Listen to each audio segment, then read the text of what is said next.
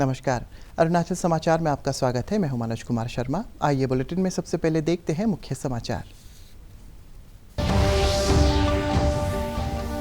संसद का मानसून सत्र सोमवार से 18 जुलाई को राष्ट्रपति और 6 अगस्त को उपराष्ट्रपति के चुनाव के मद्देनजर संसद सत्र महत्वपूर्ण। पश्चिम बंगाल के राज्यपाल जगदीप धनखड़ होंगे एनडीए के उपराष्ट्रपति पद के उम्मीदवार और मार्गरेट अल्वा होंगी विपक्ष की उम्मीदवार। मुख्यमंत्री पेमा खांडू ने जगदीप धनखड़ को दी बधाई। मुख्यमंत्री पेमा खांडू के नेतृत्व में अरुणाचल प्रदेश सरकार ने किए 6 वर्ष पूरे। श्री खांडू ने अपने ट्वीट में उनमें विश्वास व्यक्त करने के लिए पीएम मोदी के प्रति जताया आभार। केंद्रीय कानून मंत्री किरण रिजिजू, उप मुख्यमंत्री चाउना मेन और विधानसभा अध्यक्ष पीडी सोना ने मुख्यमंत्री पेमा खांडू को दी बधाई। कोविड महामारी के खिलाफ लड़ाई में भारत ने बनाया नया रिकॉर्ड। 200 करोड़ कोविड-19 टीकाकरण की उपलब्धि हासिल करने वाला बना पहला देश। प्रधानमंत्री, केंद्रीय स्वास्थ्य मंत्री और अरुणाचल के सीएम ने स्वास्थ्य कर्मियों को दी बधाई।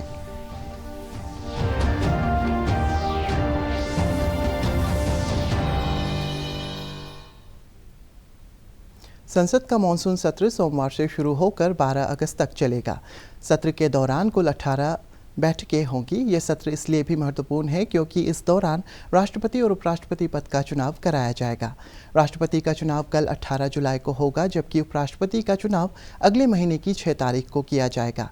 सत्र के दौरान कुछ महत्वपूर्ण विधेयकों के पेश किए जाने की भी संभावना है, जिनमें परिवार न्यायालय संशोधन विधेयक, वन संरक्षण संशोधन विधेयक और प्रेस और पत्र पत्रिका पंजीकरण विधेयक 2022 शामिल है। वहीं मानसून सत्र में विपक्ष द्वारा महंगाई, अग्निपथ योजना सहित अन्य महत्वपूर्ण मुद्दों के उठाने जाने की भी संभावना है। इधर सरकार द्वारा मानसून सत्र से पहले बुलाई गई सर्वदलीय बैठक में राजनाथ सिंह, संसदीय कार्य मंत्री प्रहलाद जोशी, कांग्रेस के सांसद मल्लिकार्जुन खड़गे और जयराम रमेश, तृणमूल कांग्रेस के सांसद सुदीप बंदोपाध्याय, राष्ट्रीय लोकदल के सांसद जयंत चौधरी और डीएम के सांसद तिरुचि सिवा ने हिस्सा लिया। बैठक के बाद मीडिया को जानकारी देते हुए संसदीय कार्य मंत्री प्रहलाद जोशी ने कहा है कि 35 राजनीतिक दलों ने नेताओं ने बैठक में हिस्सा लिया। उन्होंने कहा है कि असंसदीय शब्दों की सूची में संशोधन जैसे मुद्दों और धरना प्रदर्शन पर प्रतिबंध लगाने के बारे में बैठक में चर्चा की गई। One issue that is Honorable Prime Minister has not come. Because of some reason he has not come, but I want to bring to the notice that before 2000 never PM used to come. As a good gesture, before 2014 never PM used to attend all party meeting, and before to that when Congress was ruling, only chief whip of the ruling party was taking the meeting. Subsequently some minister was taking. Today deputy leader and the most senior leader in the cabinet, Shri Rajnath Singh ji, is presiding the all party meeting. Leader of the Rajya Sabha is present and Parliamentary Affairs Ministry is present, and my both colleagues are there, and we have given so much importance. Bharatiya Janata party ने पश्चिम बंगाल के राज्यपाल जगदीप धनखड़ को उपराष्ट्रपति पद के लिए NDA का उम्मीदवार घोषित किया है। नई दिल्ली में शनिवार को भाजपा संसदीय बोर्ड की बैठक के दौरान ये निर्णय लिया गया। बैठक में प्रधानमंत्री नरेंद्र मोदी, पार्टी अध्यक्ष जगत प्रकाश नड्डा, केंद्रीय गृह मंत्री अमित शाह, रक्षा मंत्री राजनाथ सिंह और अन्य वरिष्ठ नेता उपस्थित थे। गौरतलब है कि उपराष्ट्रपति चुनाव के लिए उम्मीदवारों का नामांकन 19 जुलाई तक होगा। इसके बाद 20 जुलाई को नामांकन पत्रों की जांच की जाएगी। 22 जुलाई तक नामांकन करने वाले उम्मीदवार अपना नाम वापस ले सकेंगे। वहीं 6 अगस्त को उपराष्ट्रपति चुनाव की वोटिंग होगी। मुख्यमंत्री पेमा खांडू ने एनडीए की उपराष्ट्रपति पद की उम्मीदवार जगदीप धनखड़ को बधाई दी है। इधर विपक्ष ने भी उपराष्ट्रपति पद के लिए मार्गरेट अल्वा को अपना उम्मीदवार घोषित किया है।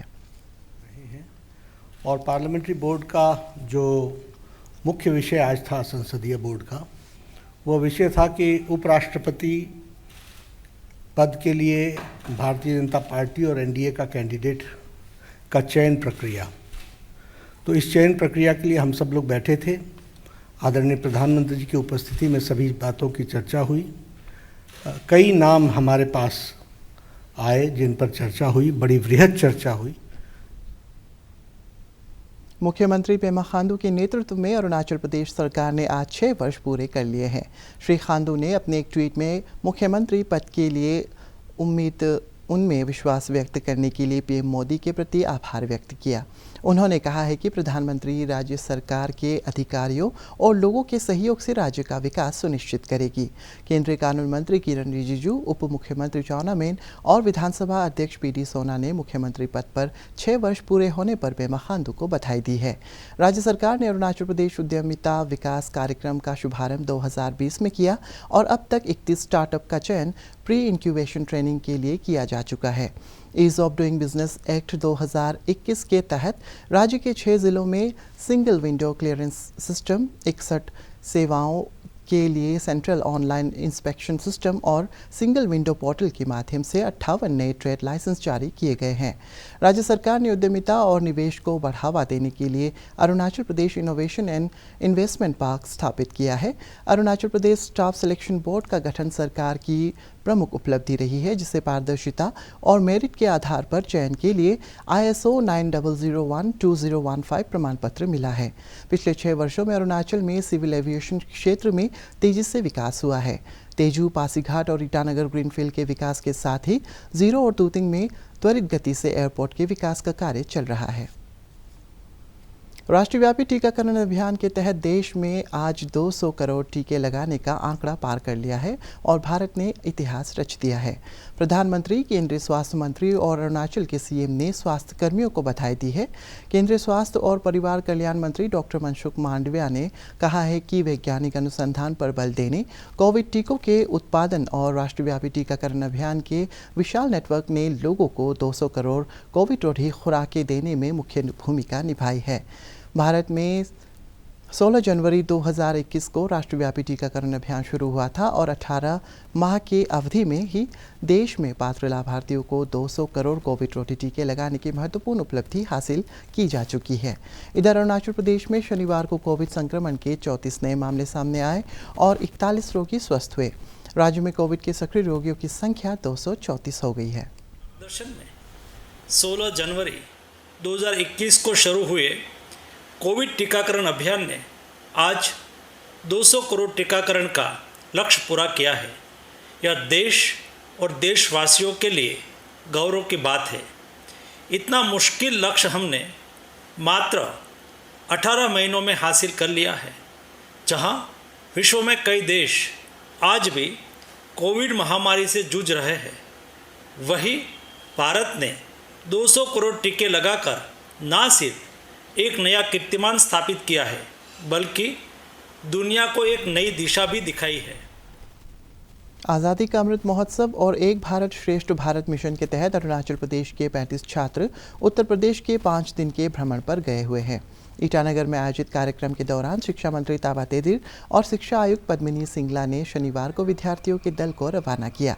5 दिवसीय कार्यक्रम के दौरान अरुणाचल प्रदेश के छात्र ग्रेटर नोएडा के बिरला इंस्टीट्यूट ऑफ मैनेजमेंट के शिक्षकों और छात्रों से उत्तर प्रदेश की संस्कृति, परंपरा, खान पान, त्योहारों, खेल सहित विभिन्न विषयों की जानकारी लेंगे और सांस्कृतिक आदान प्रदान कार्यक्रम में भी हिस्सा लेंगे।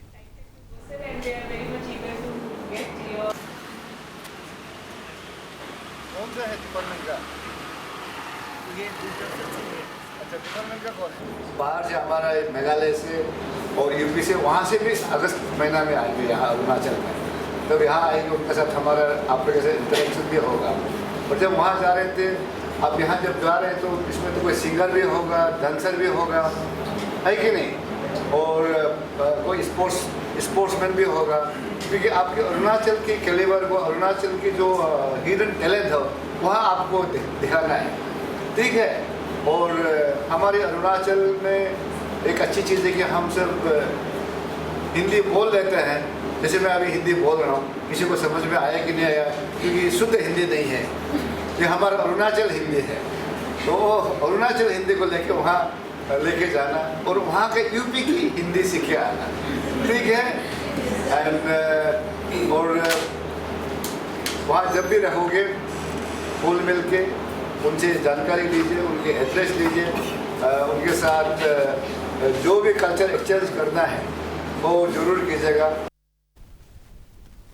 मुख्यमंत्री पेमा खांडू ने राज्य में ग्राम पंचायत सदस्यों के 130 सीटों पर उपचुनाव में भाजपा के 108 सदस्यों की जीत पर पार्टी कार्यकर्ताओं को बधाई देते हुए कहा कि प्रदेश के लोगों ने प्रधानमंत्री नरेंद्र मोदी के प्रति विश्वास जताया है। केंद्रीय मंत्री ज्योतिरादित्य सिंधिया ने अरुणाचल में ग्राम पंचायत के उपचुनाव में भाजपा की भारी जीत पर केंद्रीय नेतृत्व, मुख्यमंत्री पेमा खांडू और पार्टी कार्यकर्ताओं को बधाई देते हुए कहा है कि ये जीत सबका साथ सबका विकास की सफलता का परिचायक है और देश के सुनहरे भविष्य का शुभ संकेत है।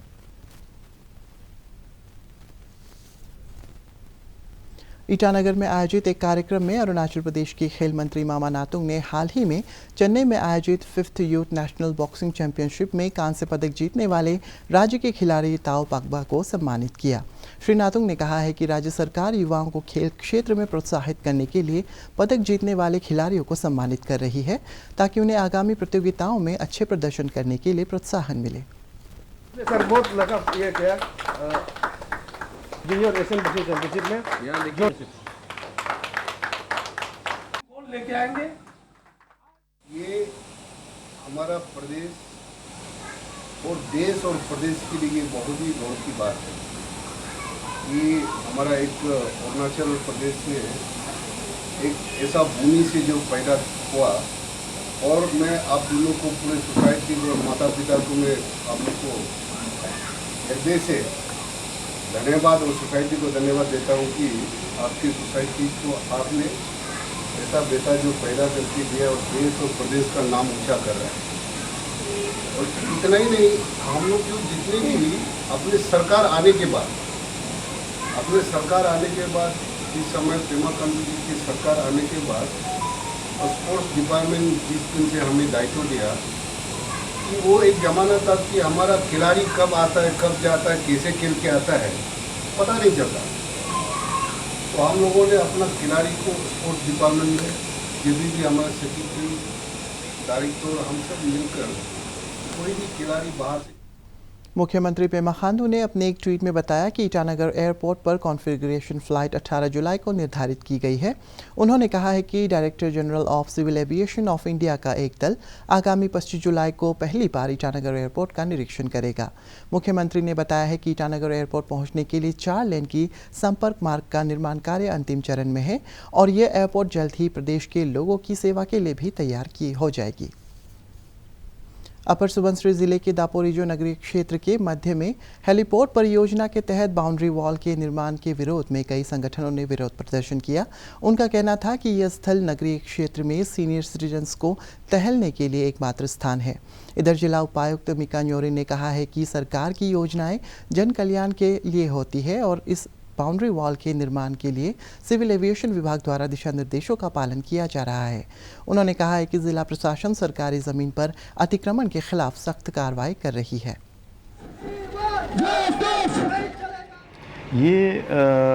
ये जो हेलीपैड जो एयरपोर्ट एरिया है, ये आपके माध्यम से मैं ये बताना चाहता हूँ कि ये बहुत सालों से एनक्रोचमेंट हो चुका है उसमें, 1 दशक से भी ज़्यादा। तो उसमें उस तरह का कंप्लेंट ज़रूर है, मेरे पास है और हम लोगों ने उस हिसाब से कार्रवाई शुरू कर दी है उसमें। तो जो इसमें टोटल जो एरिया है आपका 70,000 स्क्वायर मीटर के करीब है उसमें, तो उससे भी ज़्यादा भी हो सकता है अभी, क्योंकि अभी एविक्शन अभी चल रहा है। तो जो उसमें हमारी जो औरतें हैं, यहाँ के दापोरिजो की जितने भी औरतें हैं, लेडीज। भारत का शानदार स्वाधीनता संघर्ष आधुनिक विश्व के महानतम संघर्षों में से एक है। दूरदर्शन समाचार द्वारा प्रसारित किए जा रहे आज़ादी का सफ़र में आज हम बात करेंगे स्वतंत्रता सेनानी यू तिरोत सिंह सीएम के बारे में।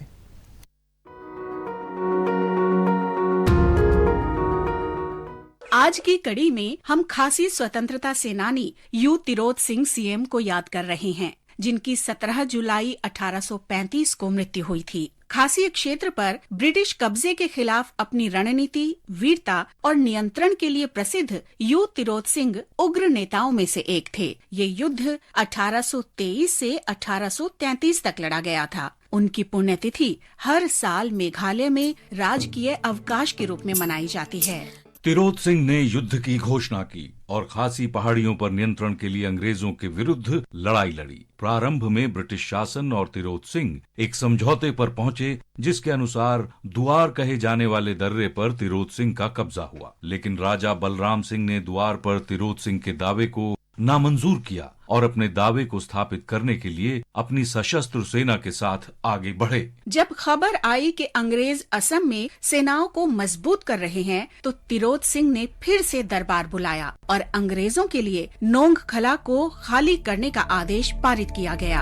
अंग्रेजों ने इस पर कोई ध्यान नहीं दिया और खासियों ने नोंगखला में ब्रिटिश सेना पर हमला कर दिया। एंग्लो खासी युद्ध में खासी वीरों के पास गोला बारूद की कमी थी और उनके पास सिर्फ तलवारें, ढाल, धनुष और तीर थे। इसलिए उन्होंने गुरिल्ला युद्ध का सहारा लिया, जो लगभग 4 वर्षों तक चला। तिरोत सिंह को अंग्रेजों ने गोली मार दी थी, इसलिए उन्हें एक गुफा में छिपना पड़ा। आखिरकार उन्हें जनवरी 1833 में अंग्रेजों ने पकड़ लिया और ढाका जेल भेज दिया। 17 जुलाई 1835 को यू तिरोत सिंह सीएम का निधन हो गया।